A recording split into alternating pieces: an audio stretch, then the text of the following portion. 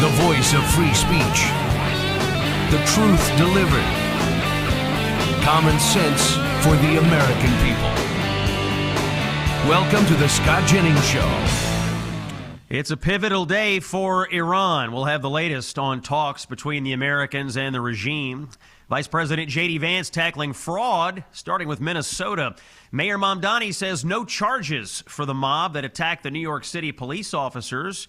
And John James of Michigan joins the show. It is Thursday, February 26th. This is Common Sense for the American people. Scott Jennings is reporting to you from your nation's capital today. There were 3 hours of talks between U.S. and Iranian officials. These are indirect talks that have ended in Geneva today. The results of the talks are unclear. This is the third time they have spoken. And today's round seen as crucial to averting war in the Middle East, as President Trump has ordered a massive buildup of military firepower in the region. It's Witkoff and Kushner engaging in talks for the American side. The case for war revolves around a few issues: the Iranian regime's continued pursuit of nuclear weapons, the regime's buildup of intercontinental ballistic missiles, and the regime's mass murder of protesters in the streets. Now, of particular note, these ICBMs, these missiles, this is a major issue for the Israelis and also for the Americans, but will the Iranians give them up? We'll see, but if they will not, this is probably something the Allies cannot live with. There is some reporting out there this morning that the Americans want the Israelis to strike first if we are to go to war, and there is no deal to be had. We'll keep an eye on all of this today. And while this is going on, U.S. negotiators are meeting with Ukrainian officials today, discussing a, quote, prosperity package for the reconstruction of Ukraine.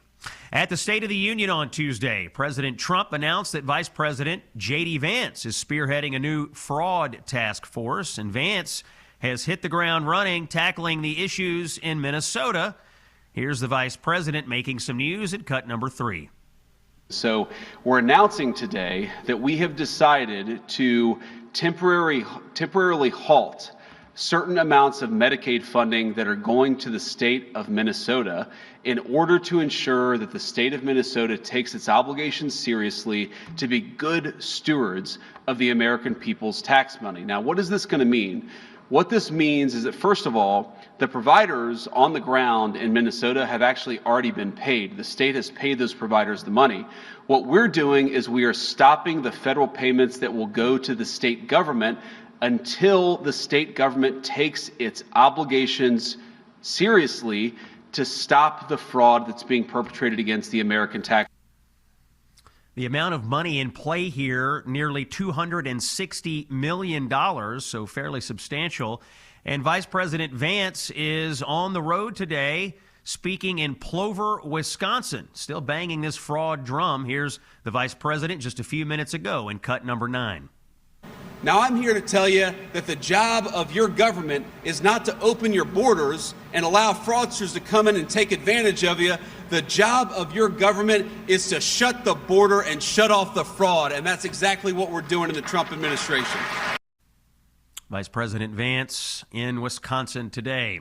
New York City, did you see the video of the angry mob pelting police officers with snowballs? I'm sure you did.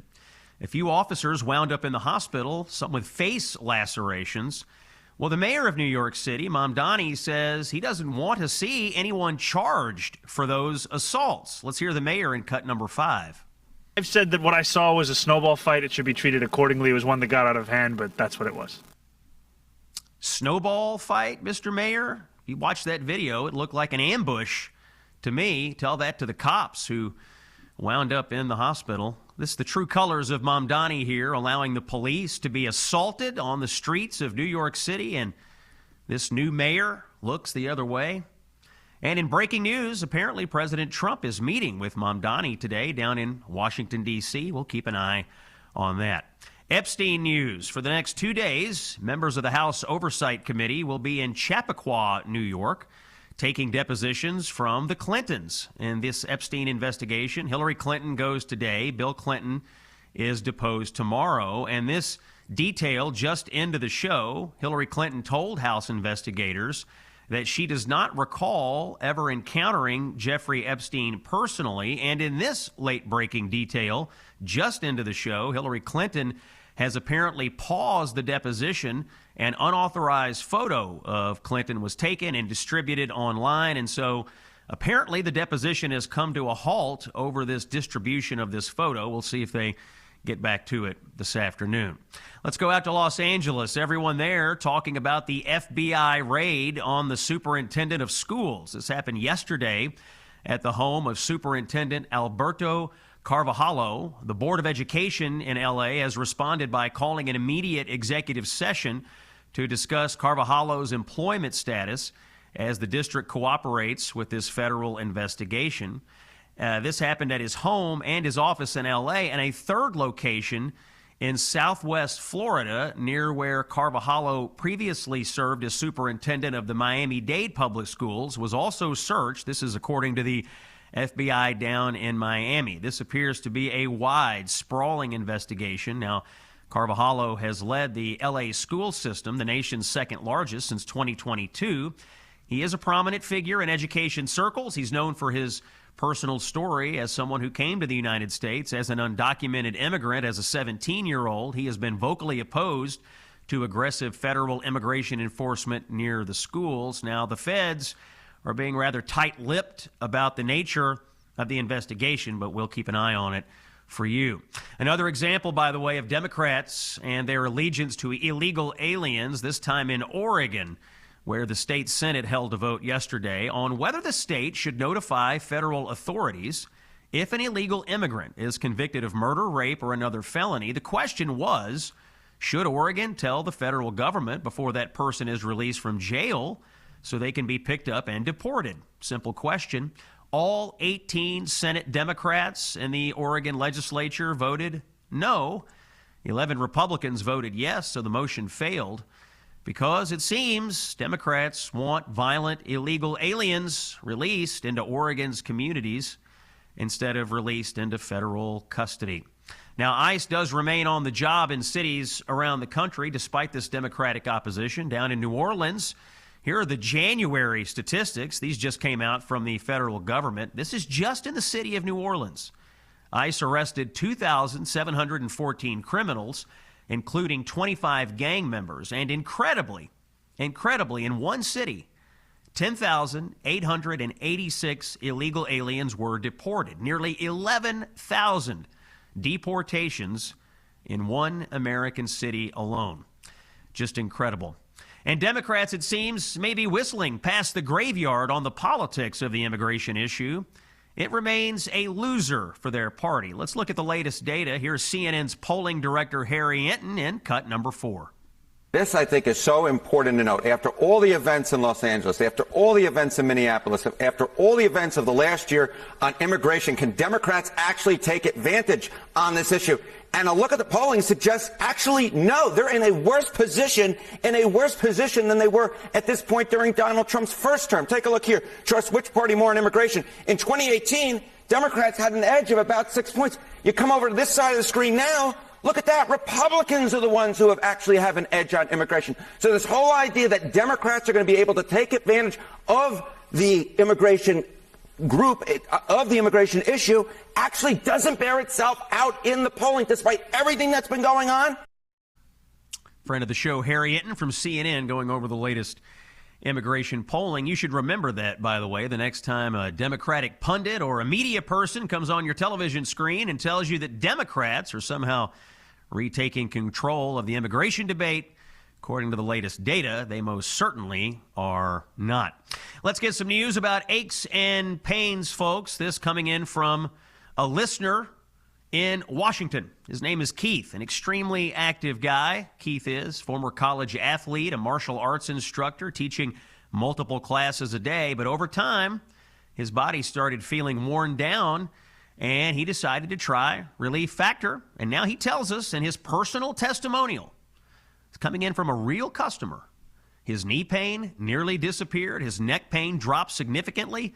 And he was able to keep training, in fact, and he ultimately earned his black belt. This is all thanks to Relief Factor. I can tell you, we're trying it out in the Jennings household. My dad, by the way, would tell you the same thing that Keith would tell you. An active guy, body wears down, tries Relief Factor, and all of a sudden, he is able to get back to the things that he wants to do. For my dad, retired down in Florida right now, this includes playing a lot of golf. If you would like to move easier, if you would like to have a more active lifestyle that is pain-free, my recommendation, try the Relief Factor 3-week quick start, see how it works for you. Call 1-800-4RELIEF or visit relieffactor.com and let's see if we can get you out of pain. When we come back, a spokesperson from the White House joins us to talk about some of the personal stories the president highlighted on Tuesday night. It's Salem Radio. Scott Jennings is here. Stay with us.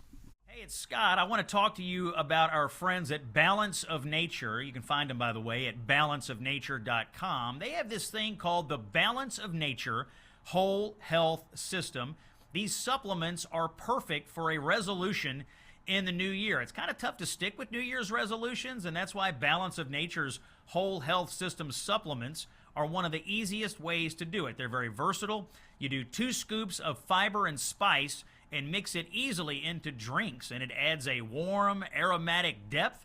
You can also open 3 of your fruit supplements and mix the powder into a smoothie, or sprinkle 3 of the veggie supplements over one of the savory dishes that you're having for dinner. It's called Balance of Nature's Whole Health System. These supplements include 47 ingredients of 100% whole fruits, vegetables, spices, and fibers, perfect for your daily routine. 50% off if you do it now for 1 year when you subscribe to the Whole Health System from our friends at Balance of Nature. Get it at balanceofnature.com. One man standing tall against the leftist mob. Here's Scott Jennings. It is Thursday, February 26th. Common sense for the American people. Scott Jennings in your nation's capital today. And this afternoon at 4 Eastern, I'll be heading over to CNN and we'll participate in the conversation there on our show, The Arena with Casey Hunt. And then I'm going to hop up to New York City this evening, and I'll be back at the debating table with Abby Phillip on Newsnight at 10 o'clock Eastern tonight, and we'll try to share those clips on social media as well. I do want to remind you all that we do have this amazing Gulf of America cruise happening in November of 2026. I'll be there. Mike Gallagher is going. And we want you to join us. If you'd like to join us on this 1-week cruise, luxury ship, amazing destinations, great food, great conversation. If you'd like to join us, and we want you to be there, you can do it by booking your cabin today. Text the word cruise to 94878 or visit scottjenningsshow.com and click on the Gulf of America cruise banner. Would love to see you out there in November as we take this amazing journey. Now, during Tuesday night's State of the Union address, President Trump spent much of the night highlighting his policy successes, and he did it by using examples of real people to make the case. There were angel families there who've lost loved ones to violent illegal aliens. There were families there that can now afford IVF treatment because of the Trump RX website. And there were stories of heroes who are protecting our streets and our country. To talk about some of these incredible stories the president highlighted is White House Deputy Press Secretary Anna Kelly. Anna, welcome into the Scott Jennings Show. Thanks so much. Great to be here. Yeah, Anna, thank you for your time today. Take us through some of these individuals. We saw them on the screen. I'm sort of curious, how do you pick these people? And tell us about a few of them. Yes, of course. Well, there's a number of ways that, that we're able to find these individuals. Of course, we have a great White House Correspondents Office. Those folks are often taking in letters with many Americans every single day who are writing in to talk about the success of the president's policies. And as you mentioned, of course, this was a speech talking about some of the successes over the past year, talking about cooling inflation, expanding access to IVF, lowering prescription drug costs, securing the border, deporting migrant criminals, among other things. But yes, he also highlighted so many of these everyday Americans who are not only benefiting from his past policies, but also highlighting many stories that unfortunately those Democrats in Congress failed to talk about and failed to stand up for. As you mentioned, angel moms who tragically lost their loved ones, their children, at the due to Joe Biden's open border, ushering in 20 plus million illegal criminals. Democrats refused to stand for them and honor their stories. The mother of Irina Zarutska, who tragically was killed by a repeat offender in North Carolina, and then some more positive stories as well. Medal of Honor recipients, one who was turning 100, bravely served our country in World War II, freeing a internment camp in the Philippines. Another one who was injured in the operation that executed the arrest of narco-terrorist Nicolas Maduro. And so I think there was a really incredible mix of stories that this president highlighted, talking about all of the important policies that he's been talking about ever since the campaign trail, and also talking about where we're headed and where we need to be as a country in order to truly make our America great again. Anna, we've got about 30 seconds here. Does the president, in the aftermath of the speech, does he consider the night to have been a success? I'll tell you, every Republican I've spoken to is thrilled with what the president did. Well, I was tuning in actually to CNN, Scott, and I even Abby Phillip, your good friend, seemed to have trouble finding negative things to say about it. So I think the president, the White House, all feel like it was a success. Of course, he was talking about an agenda that he was overwhelmingly elected to implement. And it's truly hard, Scott, to deny the common sense policies that this president was talking about, ending the gender mutilation of children, again, securing the border, preventing violent criminals from entering our country and wreaking more havoc. This was an extremely common sense speech, and so I think it was hard for anyone truly to really disagree with that. And so I think the president is pleased, we're all pleased, and really proud of the amazing speech that he was able to execute. That's Anna Kelly, Deputy White House Press Secretary. Anna, thanks for coming on. We're going to take a break. When we come back, John James from Michigan is here. We'll check in with him on Salem. It's Scott Jennings. Stay with us. You've heard the narratives. Now get the truth. It's the Scott Jennings Show. It is Thursday, February 26th. Scott Jennings here, common sense for the American people. As you may know, I was in Michigan on Tuesday night. I watched the president's State of the Union address with 10 Michigan voters in Saginaw, Michigan.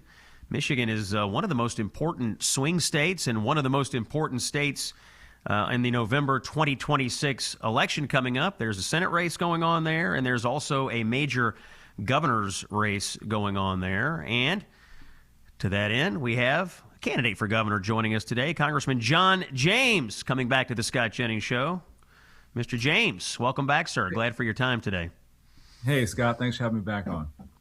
Yeah, it was fun to be up in Michigan this week, and obviously you're in one of those states. It's swingy, little purple, sometimes a little blue, sometimes a little red, but you're in the middle of a governor's race there. And in fact, you are the leading candidate for governor right now. I was just reviewing the latest polling. According to Real Clear Politics, looking at the polling averages, you lead a three-way race, and I want to talk to listeners about this. It's interesting. You're at 36%. There's a Democrat named Jocelyn Benson who's at 32.5%, and an independent candidate named Mike Dugan who is at 20.5%. So three candidates, all in double digits, but you're the leader. Tell us a little bit about the dynamics of this three-way race. Sure. We know that Michigan is going to be the center of the universe in 2026. We have an open gubernatorial seat. We have an open Senate seat. We have 4 congressional seats up for grabs. We have a state legislature up for grabs. We have Secretary of State and Attorney General. All this stands to mean is we know that from last cycle and from this one, a strong top of ticket benefits not just Michigan Republicans, but it benefits the entire United States of America. When you look at what happened in Pennsylvania and Arizona, with weak or toxic tops of tickets in the last midterm, we ended up losing multiple Senate seats and multiple House seats that we should have kept. If not for Lee Zeldin running in a strong blue state, running strong in a blue state, pulling 6 Republicans across the finish line, 5 in districts that Biden won, the 118th, or the last Congress, would not have had a Republican majority in the House. And what would that have meant? Well, that would have meant D.C. would be a state right now. That would have meant that Joe Biden would have been able to stuff the Supreme Court with activists that could repeal everything that we did. And then also, we would have had open borders and amnesty. It's very important to have a strong top of ticket in states like Michigan, a place where President Trump has won at least twice. and a state that we have a remarkable opportunity to show what works and to make sure that we have someone watching the till, cutting fraud, making sure we ensure election integrity going into the presidential in 2028. Yeah, you were in the audience, obviously, for the State of the Union on Tuesday. Fraud was a topic there, and President Trump put Vice President Vance in charge of a federal fraud task force. What do you make of that? He made some announcements about what they're doing in Minnesota. You know, based on your perch in Congress right now, is it your view that we're going to see a lot of fraud uncovered in a lot of blue states and blue cities across America? Well, I'll tell you what, as governor, this is the first and only time I will say that I will help a Buckeye in Michigan. But JD Vance, as the fraud czar, and the fact that Gretchen Whitmer is spending $20 billion more now than she spent 6 years ago during the pandemic, where's that money going? We don't know where it's going. You look at what happened in Minnesota under Tim Walz. The state of Minnesota is 50% of our population and 60% of our budget. And they were able to find $9 billion. But just in the state of Michigan, we found hundreds of millions in SNAP fraud, hundreds of millions in healthcare, Medicaid fraud, and $8.5 billion in unemployment fraud. This is just scratching the surface. And so working with folks like Vice President Vance, working with folks and being fully transparent, we are going to find where that money is going. And if somebody is found to break the law, they're going to jail. I believe that you have these tax and spend Democrats that are continuing to increase our taxes, continuing to increase our rates. And in the state of Michigan, we have everything that we need. We have the best talent. We have the best natural resources. We have the best businesses, but we lack the leadership. We need to get at the fraud. We need to hold the criminals accountable. We need to get the government out of the way, instill local control, and make sure that we make Michigan great again. Okay, State of the Union, you were there. Last segment, we heard from someone from the White House who was talking about some of the guests that the president brought in to highlight certain policies. Who did you take with you to the State of the Union this year? Well, I took my a constituent who's hardworking. She has been there for me since the very, very beginning, and she's actually my favorite constituent, my wife. I think that being able to share that experience with my wife, somebody who's been there for me, it was very important for her to see that and to acknowledge that all of us, especially in a time like that, we owe everything to our family. The president acknowledged his wonderful wife there, and I thought it was phenomenal. But right now, you're looking at pictures, scenes from the State of the Union that I think President Trump's leadership shone through. President Trump is a unifier, despite the fact that the lying fake news media will tell you the opposite. You see these heartwarming pictures of people who are embracing, people who are clapping. You see these heartwarming pictures of heroes, people who've persevered, people who've shown what the American condition is. And many of them who President Trump was highlighting, they weren't born in this country. They're people who we were welcomed in, who assimilated, people who've had their loved ones murdered. And when President Trump took the opportunity to reach across the aisle, to give everyone, regardless of party, the opportunity to stand in solidarity with the American people, asking, do you stand with the American people or do you stand with the illegal immigrants who broke our laws? Democrats did nothing. And I think right then that was the microcosm that captured the entire scene in this state of United States of America. Democrats stand for nothing. They didn't stand in that chamber that day, and they do not stand for the American people in each and every day since then and afterward. And so now we have the remarkable opportunity to stand for the American people. And President Trump gave us the opportunity to see that. It was laid bare. And now we have the opportunity to go in and show people who really stands for them. And I believe it's conservatives across the country. Yeah, truly a stunning moment when Democrats wouldn't stand up and affirm that their highest duty is to protect the American people. I suspect we're going to see that in campaign ads across the country. Maybe we'll even see a few of those in Michigan, because I just, I would call it an 80-20 issue, but I think it's a 100-0 issue. I think most Americans would think your highest duty as an elected official is to American citizens. The president talked a little bit about his administration's effort to stop this public funding of all of this transgender mutilation of children, this surgery going on minors. In fact, he also had someone in the audience who had undergone, every time I hear the story, this crazy situation where the school tried to transition the girl, and they didn't tell the parents, and then she was taken away from the parents, and they had to try to use the proper pronouns to get her back. It was a crazy story. I mean, the girl was ultimately rescued, and her life, I think, is going to turn out okay, but that's not true for everybody. I'm going to connect this to Michigan. This just into the show, Governor Whitmer is apparently vowing to block any legislation targeting, she says, the LGBTQ community, directly challenging President Trump's State of the Union call to ban minors' gender transitions without parental consent. Do you care to comment on the governor here taking on the president over, these childhood transition surgeries? I mean, Congressman, most of the major medical associations are even now saying we got to put a stop to this. Yeah, so we heard no kings from Democrats, but apparently queens are okay. Apparently no one's above the law until you don't agree with the law and you're a Democrat and you can just ignore that. I believe very, very firmly, and we have constitutional precedent that establishes that our rights are endowed to us by our Creator and they're guaranteed by the government. The very first relationship that the good Lord established was a relationship between himself and man. The second was between man and woman. The third was between parents and children. Scott, hear me clearly. Children cannot consent. 2, parents have a right to know. And 3, if adults cannot confront adults or approach adults about sex at work, then why is it that it's okay for Gretchen Whitmer to say that it's okay for adults to approach children about sex at school? We need to protect the innocence of children, which is why I released my parental Bill of Rights in the state of Michigan to reaffirm that the government's role is essentially to respect the relationship and to protect the relationship between parents and children. And under no circumstances do state laws or anything trump, frankly, constitutional law, common sense, and natural order. I absolutely will protect every person, man, woman, boy, and girl. But above all, nobody is in a better position to protect our children than their parents themselves. I will stand with parents. I will stand with children and making sure they get the help that they require. But under no circumstances should we be putting our children in situations where they can be targeted by predators or exploited by people who would use this for their political gain.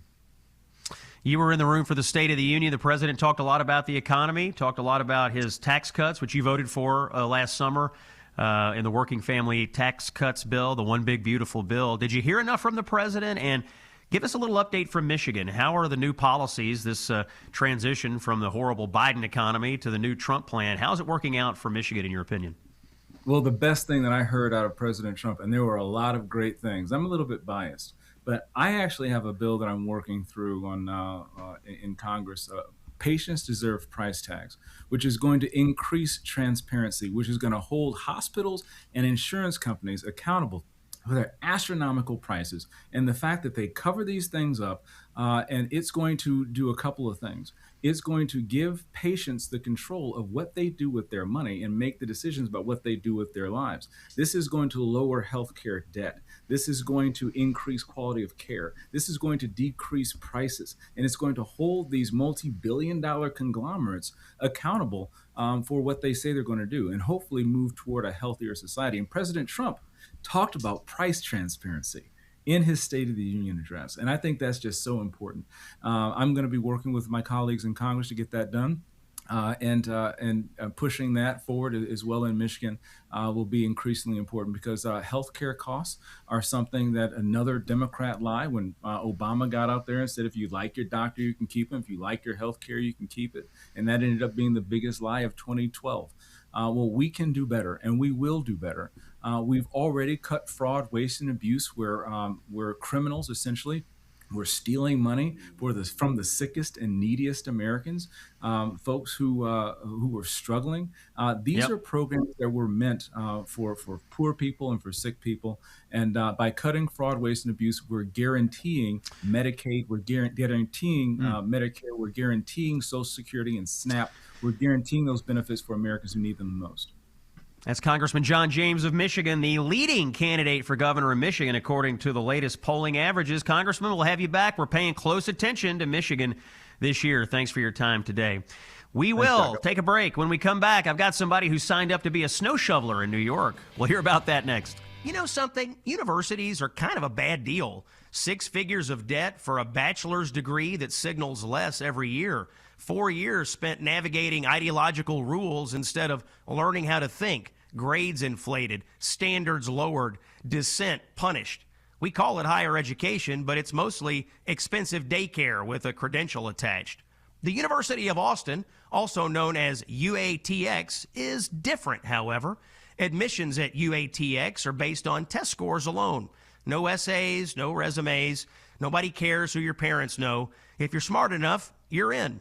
UATX students turned down UChicago and fled Barnard to complete a demanding great books core, including Aristotle, Shakespeare, de Tocqueville, alongside real math, science, economics, and AI.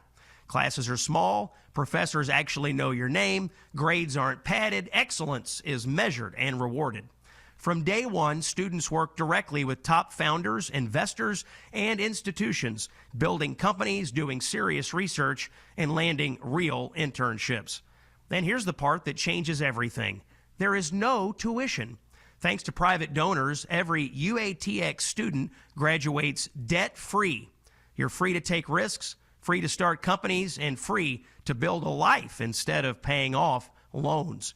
If you want an empty credential, look elsewhere. If you want a serious education that actually prepares you to lead, apply to the University of Austin. Visit uaustin.org. That's uaustin.org. When he's not in the Oval Office or owning the libs on CNN, he's here with us. It's the Scott Jennings Show. Thursday, February 26th, Common Sense for the American people, home stretch of the first hour here. So this week, New York City Mayor Mamdani put out a call for New Yorkers to come help shovel snow in the next big snow blizzard they had. The program seemed relatively mundane until folks began reading the fine print. Anyone wanting to shovel snow had to show up with 2 forms of ID. It seems you need more ID to shovel snow than you do to vote, according to some Democrats. After hearing about all of this, our next guest decided he should put on his snow gear and see what the hype was all about. Josh Code is the assistant editor of the Free Press, here to discuss the snow removal efforts in New York City. Josh, welcome to the show. Tell us, what was it like to sign up to be one of Mamdani's citizen snow shovelers? Scott, thank you so much for having me.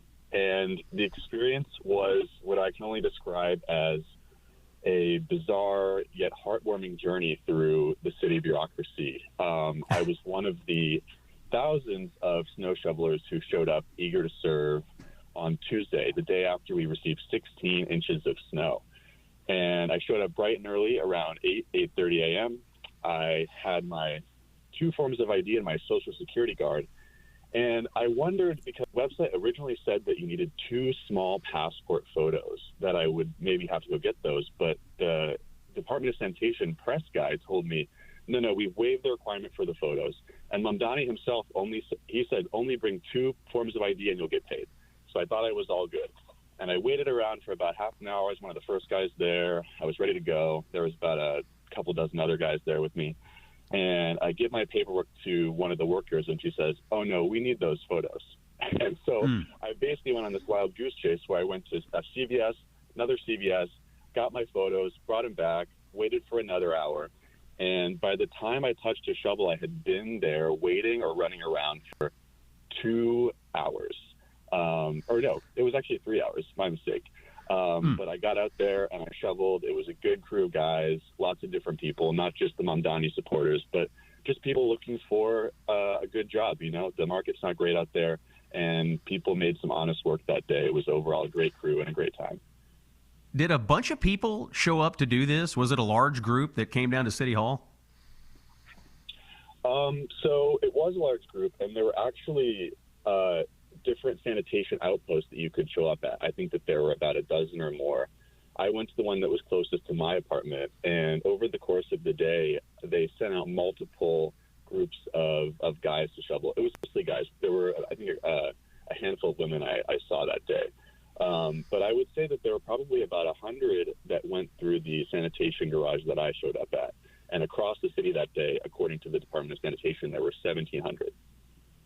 1,700 people. And what was the, remind me, what was the hourly rate for snow shoveling on the blizzard? The hourly rate was $30 an hour starting. And after 40 hours of shoveling, you can make up to $45 an hour.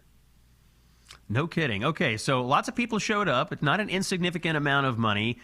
Maybe, Josh, just give us your overall impression of dealing with the city bureaucracy. It sounds like they might have been a little unprepared for what they were trying to do. But after your experience, do you regard the thing as a positive experience, a negative experience? Kind of give us a distillation after you've had a couple of days to think about it. Yeah, of course.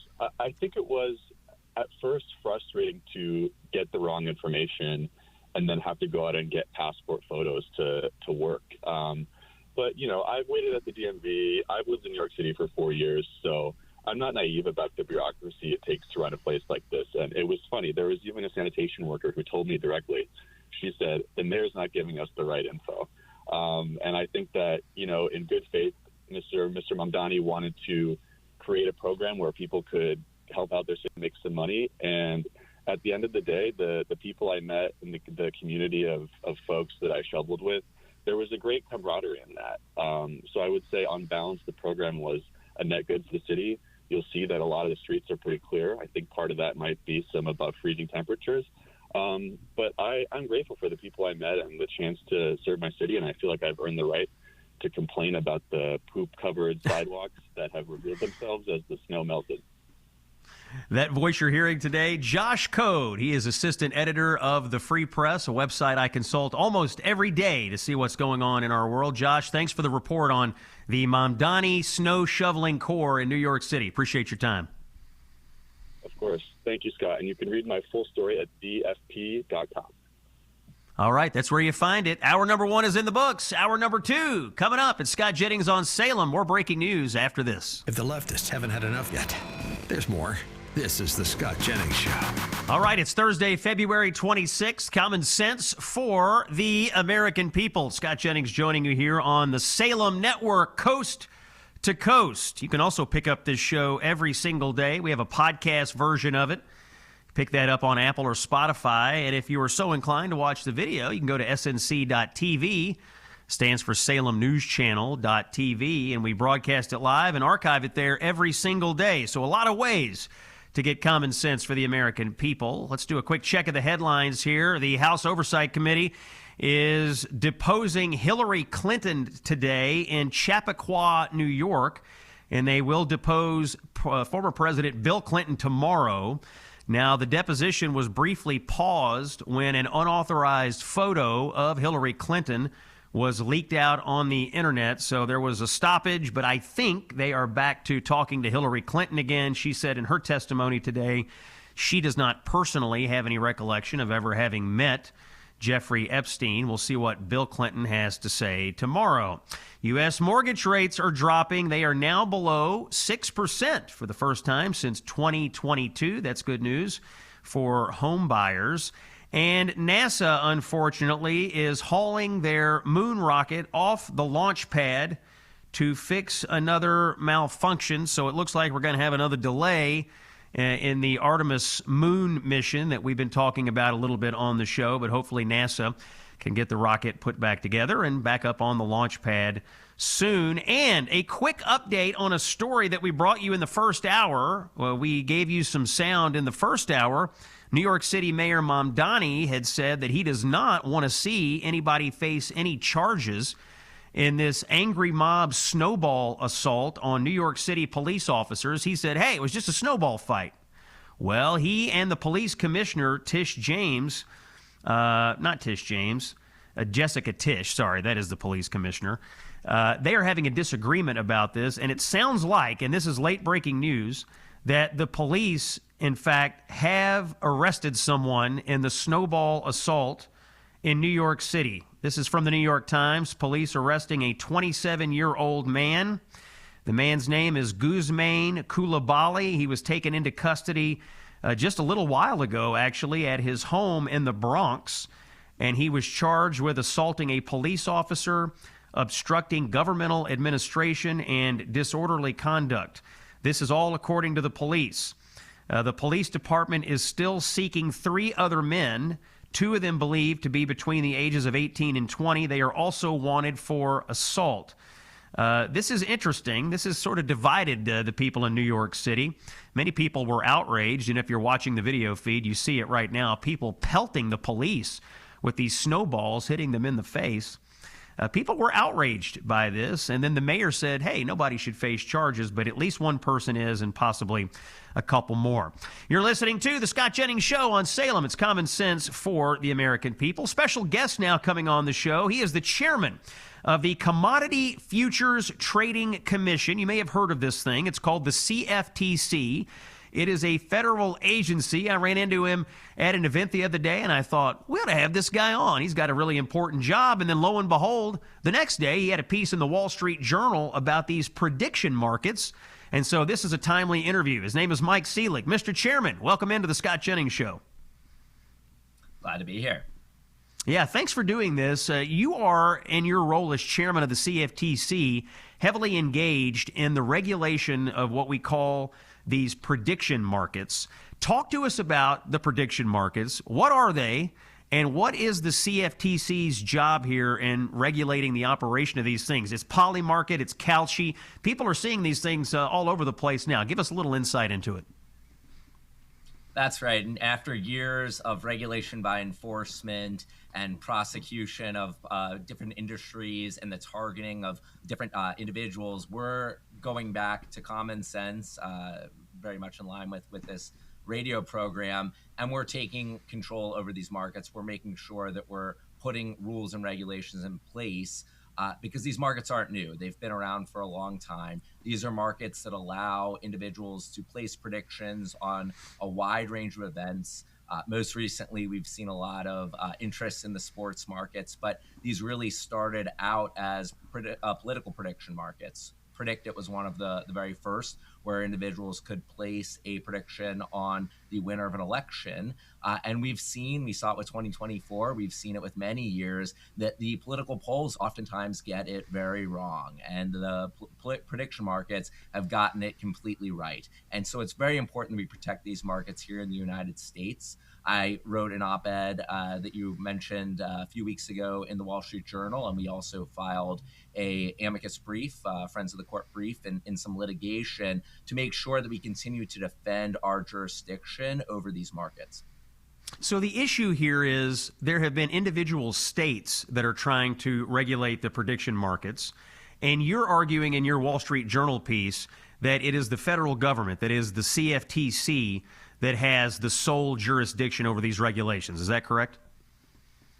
That's right. And for very long, we've had this federal regime for derivatives contracts. And derivatives contracts can be on any underlying asset. They can be on an event like the outcome of a sports event. They can be on a political contract, the outcome of an election. They can be based on a securities price or wheat, corn, soybeans, really virtually anything. The definition of commodity under our statutes is very broad, so it's not limited just to agriculture or metals or something like this. And so we've had authority here since the 70s. We've been the exclusive regulator of derivatives markets, whether they're on political events, sports events, or anything else. And we have to defend that jurisdiction. When I came into office as chairman of the CFTC, I noticed that a number of the states were suing our registrants, and these lawsuits were very politically motivated. They were going after lawful businesses really for concern around gambling and a crossover of jurisdiction. And for very long, these states have had gambling regimes. Actually, at the turn of the century, gambling in grain was a national pastime. We've butted up against each other for very long, but really it's time to put these fights to bed. The CFTC is the exclusive regulator when it comes to derivatives instruments, and it's really important that we maintain that authority. Chairman Seelig, talk to me a little bit about sports betting. We have seen, obviously, in the wake a few years ago of the Supreme Court ruling, an explosion in sports gambling. It is part of all sports coverage. You see it in the arenas. You see it in the stadiums. It's on virtually everyone's phone if they want it to be on there. What is the role of the CFTC in dealing with sports gambling? Should it be regulated by the CFTC? And maybe just give me a little bit of personal opinion here. Has this explosion in sports gambling led to some unforeseen problems in our society? Well, the gambling aspect is really a state level issue, and we're not wading into that. I know there's a lot of similarity between certain of our products because they can get into virtually any underlying asset, including a sporting event. But these are different products. At the state level, you've got gambling associations and state level gaming regulators that are really focused on the entertainment business, on these casinos, making sure that they have certain protections and that they have certain licenses in place. So each state collects a lot of tax revenue from these operations. They allow them to effectively operate a quasi monopolistic type business where you need the license to operate within the state. It's an intra-state business, and you're placing bets with a bookie. It's not the same thing as what we regulate, which is a federal regime for derivatives contracts. So these are structured products with a sporting event as the underlying asset, but they can be entered into and exited out like any other contract, any other position on a derivatives exchange. They go through a clearinghouse, which means that the clearinghouse stands in between each purchaser and seller of a contract. And there's a lot of investor protection regulation. There's a lot of marketing requirements and so on and so forth. So this is a very robust regime. These are regulated the same way as any of our other exchanges. And it's a 500 trillion notional derivatives market in the U.S. This isn't really a small operation. We do a ton of surveillance and protecting of our markets. So what we're looking at is very different than what a state operation's looking at. We're really concerned about protecting our investors and making sure that these markets have integrity, that they're resilient, that they're vibrant. And we don't have a view on what products people should be trading. That's really been this paternalistic Democrat view of merit-based regulation where they've gone after the crypto industry because they don't like it. Yeah. They've debanked folk. They've gone after prediction markets. Really ahead of the 2024 election, there was this effort to ban these markets in the United States, and that got fought in the courts. And the courts decided this was arbitrary and capricious and that there's authority at the CFTC to regulate contracts in any type of commodity, including an election, including sports. And it's really important that we have this here in the United States. It's to me a national security concern. We've got to protect our information streams here in the U.S. That's Chairman Mike Seelig, head of the CFTC in the federal government, explaining a kind of a complicated topic to us today. Appreciate your time. We'll check back with you on these issues as they develop. More to come after this. It's Scott Jennings here on Salem. Stay with us. Ready for more common sense? Here's CNN senior political commentator, New York Times best-selling author, and America's favorite political pundit, Scott Jennings. Oh, we get cards and letters here at the Scott Jennings Show. The latest listener letter coming in from Tom in Texas. Tom tells us he's 85 years old and that pain was keeping him from riding his bike and flying small aircraft as a flight instructor. Interesting guy. But after taking Relief Factor, he says his lower back and hip pain are virtually gone. He also had some long-standing trigger finger issues that are improving. Another person sending us another letter saying Relief Factor made a difference in their life. I'll just tell you, we've been using Relief Factor for many months in the Jennings household. Several of us have been doing it. And my father, an active guy, he is religious about the Relief Factor. He takes it with him when he goes on trips. He's actually spending some time in Florida right now. He tells me every day he's getting up early, playing golf, and everything feels good. He attributes it to Relief Factor. It will help you get these everyday aches and pains under control. You can focus on what you want to do instead of the pain. That's really the benefit of Relief Factor. They have a thing called the 3-week quick start. My recommendation, see how it works for you. Here's how you do it. Call 1-800-4RELIEF or visit ReliefFactor.com. 1-800-4RELIEF or visit ReliefFactor.com. Let's see if we can get you out of pain using Relief Factor. All right, another story you may have seen on your television in the last few weeks. Students across the country staging walkouts from their school around these ICE protests. I'm sure a lot of people looked at this and said, well, maybe this is just kids being kids. As it turns out, there is something more sinister brewing underneath all of these protests. And there is a new piece in the Washington Free Beacon entitled Marxist-Leninist Group that organized anti-Israel encampments is now teaching high school students to walk out of class and protest ICE. Joining us to discuss this new reporting, our friend here at the show, Alana Goodman, a senior investigative reporter for the Washington Free Beacon. Alana, welcome back to the show. You're keeping tabs on all of this. What's the story today? I am, yeah. Thanks for having me. So the Party for Socialism and Liberation, which is a Marxist-Leninist group, they've been a key player in the anti-Israel movement that we've seen on college campuses, helping to organize these illegal encampments. Well, now we found out that they're also behind these anti-ICE protests, particularly trying to organize high school students into coming out, staging walkouts at their schools, and doing other types of activism on this. So this is very interesting that they've kind of pivoted now from the Israel stuff to now focusing on ICE. Well, it's been my contention that it's really all the same people and the same tactics, just wearing a different costume. You know, a while back it was Black Lives Matter, then it became Free Palestine. Now it's this anti-ICE protest. This group that you're talking about, the Party for Socialism and Liberation, the PSL, I thought it was interesting in your story. There's this person named Elias Rodriguez, if you remember that name. That was the sick murderer who killed that young couple at the Israeli embassy last year. He was part of this PSL group that is now trying to get these high school kids involved in these radical protests against ICE. Is that right? Yes, he was. He was a former member at that time. And, you know, it is really disturbing that you have these groups like this that are holding webinars for these high school students. You know, a lot of high schoolers are still minors, telling them to knowingly do things that could get them suspended, potentially get them arrested, and really encouraging it. And encouraging them also to have conflict with their parents and their teachers. During one of these webinars, which was held last week, we got some footage from it that was obtained by the North American Values Institute, which is a watchdog group. They sent us some footage from this webinar. And the adult activists with the PSL were instructing the high school students on protest methods, telling them that, you know, if their parents opposed them participating in these walkouts, then they were supporting terrorists murdering people and that they were on the wrong side of history. So really trying to create this divide between children and their parents and children and their teachers, people who have these kids' best interests at heart.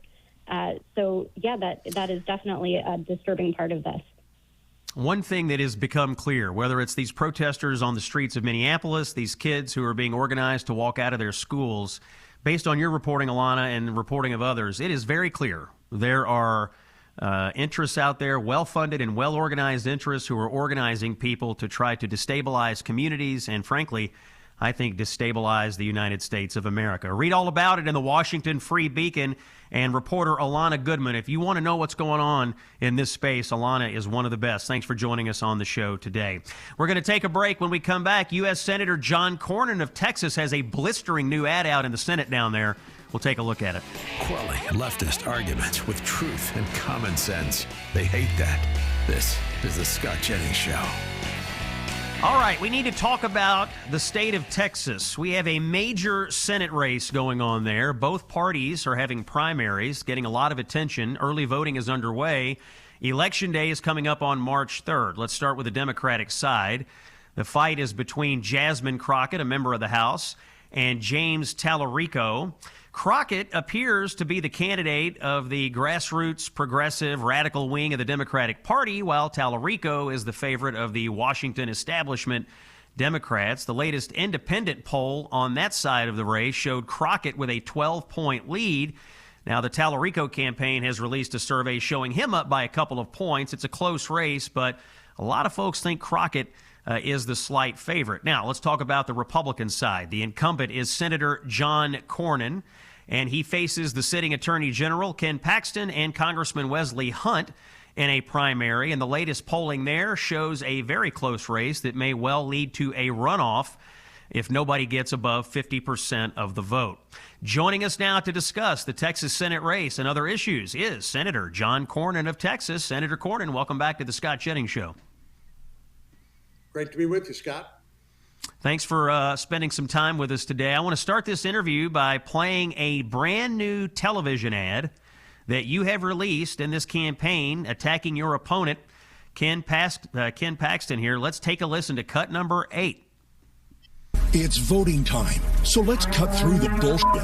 Crooked Ken Paxton cheated on his wife. She's divorcing him on biblical grounds. So now Paxton's wrecking another home, sleeping around with a married mother of 7. And remember this, Crooked Ken has increased his net worth by as much as 7,000% since taking office. And his actions in office, even more troubling. Paxton gave millions of Texas tax dollars to left-wing organizations, including the Montrose Center that hosts drag queen shows and performs gender-affirming services to kids as young as 7. Now think of the Paxton dirty deeds we don't know about yet. The wife cheater and fraud, or the Texas workhorse. Senator John Cornyn is endorsed by the Border Patrol, and he voted with President Trump 99% of the time. Cornyn got the money to finish the damn wall. Texans know what to do. I'm John Cornyn, and I approve this message. Join my team and give today.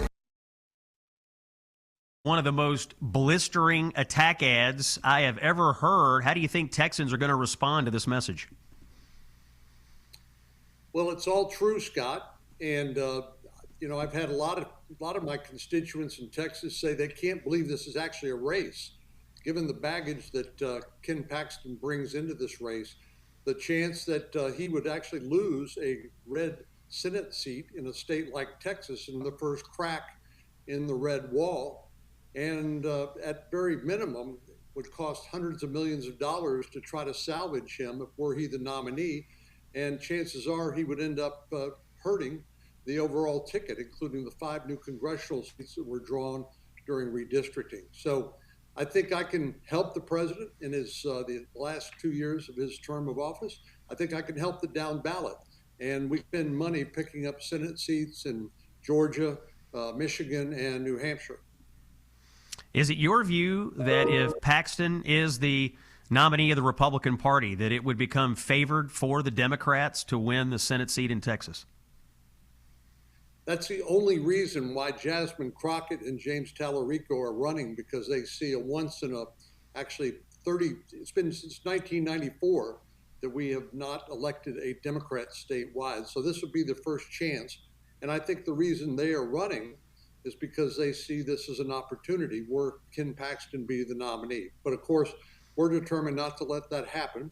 But as you said, it's likely to be a runoff, and the race decided on May the 26th.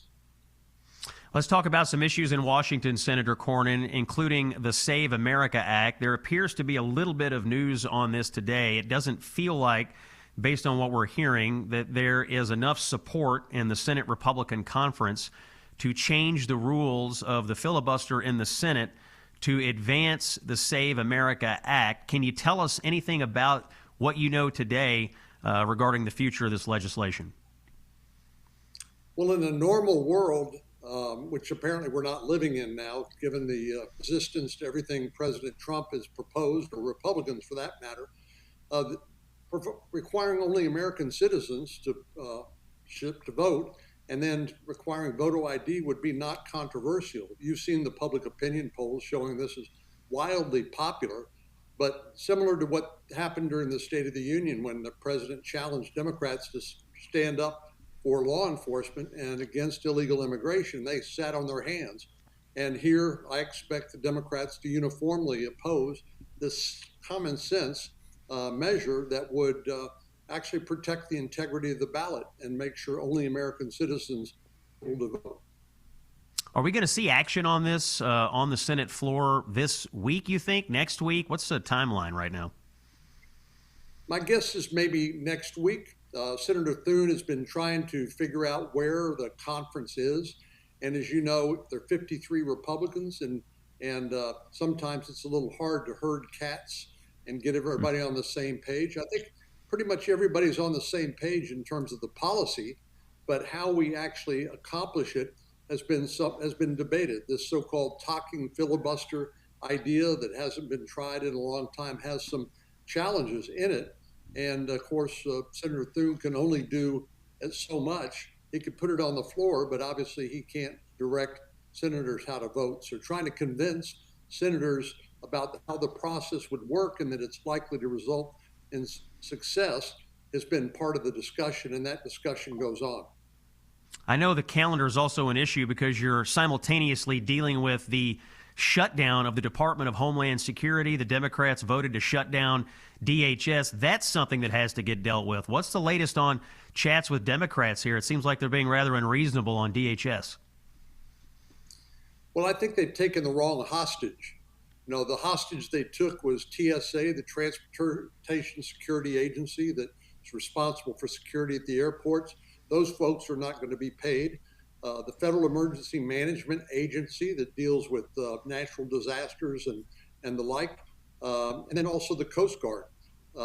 The fact is that in the One Big Beautiful Bill, the Working Family Tax Cuts Act, we funded ICE, we funded the Department of Homeland Security. So while the Democrats say they're doing this to try to control or pull back ICE and immigration enforcement, this is entirely the wrong way to do it, vehicle. They can't accomplish what they say they're trying to accomplish. So I don't know how much longer it's going to go on, but I think it's going to go on for a while longer at least. If you're the nominee for Senate here for the November election, do you anticipate being illegal immigration, you know, the Democratic position on ICE, which apparently is trending toward just abolish ICE and get rid of all immigration enforcement? Is this going to be the top issue for your campaign? It seems like in Texas it might be. Yeah, I think, you know, you called it exactly right. This is really an outgrowth of the defund police, abolish ICE movement that's been with us for a while. With the Democrats found out the hard way that that's not where America was in the 2024 election.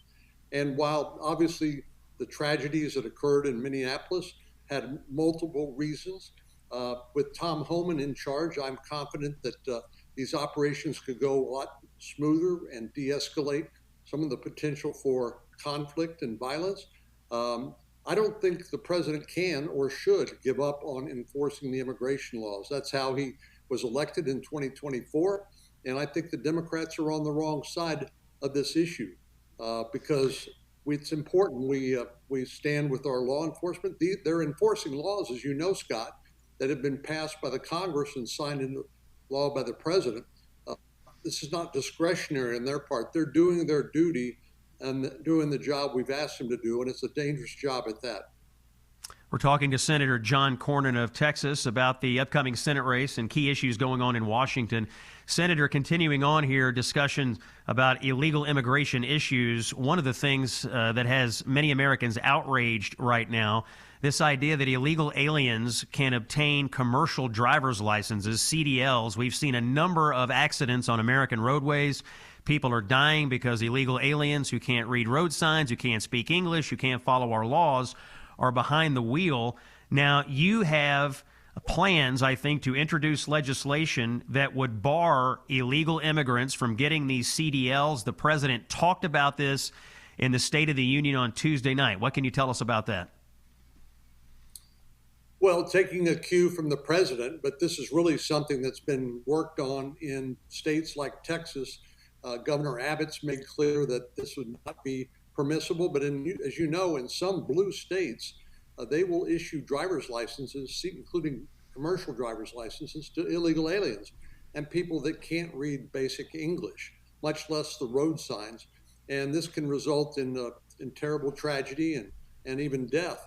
The president highlighted this with the Delilah's situation, where thankfully she was saved, but she was horribly injured by an illegal alien who couldn't even read the road signs. And this bill is designed to codify that and to make sure that people can read the road signs and enhance public safety. All right, Senator John Cornyn of Texas is our special guest. We've got about a minute left here, Senator. Talk quickly about energy. The president talked a little bit the other night about these AI data centers and possibly a plan where they would have to generate their own energy, kind of a pay-as-you-go plan for data centers. I assume this is to mollify or to assuage concerns of people about data centers driving up their own energy costs. Have you looked into this idea much, and any thoughts on it? Yeah, absolutely. We've got some very large data centers being built in Texas, in the Abilene area out in West Texas, and up in Amarillo in North Texas. And concerns are that this might drive up utility bills, particularly electricity bills, because they would require huge amounts of electricity, but also water too, which is a concern. So what the president recommended, which I think makes good sense, is that these data centers need an independent and separate energy source so that they can provide for their own resources, and it won't harm consumers by raising electricity prices. So I know a number of AI companies, including a number of them have already do this as a matter of course, but I think this has become a requirement now, and I think what the president proposes made good sense. That voice you're hearing today, Senator John Cornyn of Texas. There's a big Senate race going on in Texas. Election day for the primary is coming up on March the 3rd, and then if there is a runoff in the primary, that would happen in May. Senator Cornyn, thanks for your time today. Right. Appreciate your insights. Yep. Thanks, Scott. Thank you, sir. All right, we're going to take a break. First, a quick word from our friends at Done with Debt. And many of you may be stressed about getting out of debt. If you are, you need to listen to me. Done with Debt is one of the best organizations that we have ever seen at navigating debt relief. In fact, last year they did over $100 million for our listeners and other customers in helping them get debt relief that put their life, their financial life, back on track. Done with Debt helps you through the debt relief process. The goal here is for you to keep more of your paycheck every month. Imagine if you're in a debt crisis, imagine waking up every day with that weight off your shoulders, with that relief, and doing it without taking out another loan or filing for bankruptcy. That would be quite a relief. So my advice, don't wait. Visit donewithdebt.com. Do it now. Talk with a debt specialist. It is free to talk to them, and it takes only a few minutes. Go visit our friends at donewithdebt.com. They're great, and they absolutely can help you. More breaking news when we come back. It's Scott Jennings here on Salem. Stay with us. Fighting the left with the best weapon we have, common sense. This is the Scott Jennings Show. Home stretch here on Thursday, February 26th. Scott Jennings here on Salem. Common sense for the American people. Great show today. Thanks to all the guests who made time for us here on the show. In fact, one of them was Anna Kelly, Deputy White House Press Secretary. Earlier in the show, we talked with Anna about many of the incredible and powerful personal stories that President Trump highlighted during the State of the Union. I wanted to close the show today talking about one of those individuals who was honored. I was blown away by this story. On Tuesday night, America was reminded of something very powerful, something that's easy to forget in a noisy and divided world, and that is real heroism still exists. Chief Warrant Officer 5, Eric Slover, stood before the nation and received the Medal of Honor, the highest military honor that our country can bestow, and he earned it the hard way. Let's talk about his story. During Operation Absolute Resolve, this was the capture of the Venezuelan dictator Nicolas Maduro, Slover was piloting a CH-47 Chinook helicopter as the lead aircraft of the operation that was tasked with executing a highly complex infiltration through hostile integrated air defense systems to safely deliver military forces. This guy's flying a chopper in under hostile fire. He's got to get our guys in place and in position to capture Maduro. This was his job. Upon touching down at the designated landing zone, Slover's aircraft was immediately engaged by multiple machine guns, all at very close range. This attack resulted in 15 armor-piercing rounds entering the cockpit, and 4 rounds struck Slover in the leg. 4 gunshot wounds to the leg as he sits in the cockpit of this helicopter, in that moment, wounded and under direct enemy fire, what would he do? Could he pull away and save himself? Maybe. That was one choice. But he did something different. Slover stayed at the controls, despite his injuries, despite the danger, despite being under heavy enemy fire, despite knowing that every second in that cockpit made him a target. Slover maintained control of the aircraft. He stabilized the helicopter. He continued the mission, and he ensured that the American soldiers that were depending on him could get out of Venezuela safely. After the force disembarked, and despite his significant injuries that were life-threatening, by the way, Chief Warrant Officer 5 Slover identified hostile heavy machine gun positions that were engaging his aircraft and targeting the ground forces, and then he maneuvered his aircraft to enable the door gunner to effectively deliver fire and neutralize the threat. So he's injured. He's got gunshot wounds to the leg. He maneuvers his helicopter and puts his gunner in a position to take out the military, or to take out, rather, the machine gun positions of the enemy. It is absolutely remarkable. He kept flying.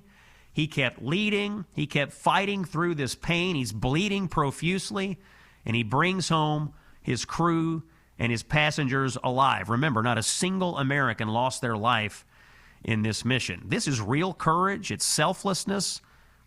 I was so blown away by this story because, to me, Slover, this is America at its best. The Medal of Honor represents valor above and beyond the call of duty. It represents the rare few who run toward danger instead of running away from it. Slover embodies that in every way. And Chief Warrant Officer 5, Eric Slover, I think, represents the very best of Norwich University. He's now the 10th Norwich alumni to receive the nation's highest military decoration. That's a small Vermont campus. They're not just educating the students there. Apparently, they're shaping America's heroes. So our hats off to Mr. Slover. We saw you get the Medal of Honor at the State of the Union. This guy is a certified American hero. And by the way, you look at the patches and decorations on his uniform, this guy has seen a lot of action. This man protects America. He protects American freedom. He protects every single one of us. If you ever see this man in a bar, just turn your credit card over to the bartender and say, anything he wants, it's on me. That's what you should do for Eric Slover. That's going to wrap up the show today. We'll be back tomorrow, broadcasting live from Memphis, Tennessee. It's Common Sense for the American People. Scott Jennings signing off. See you Friday. Common sense for the American people.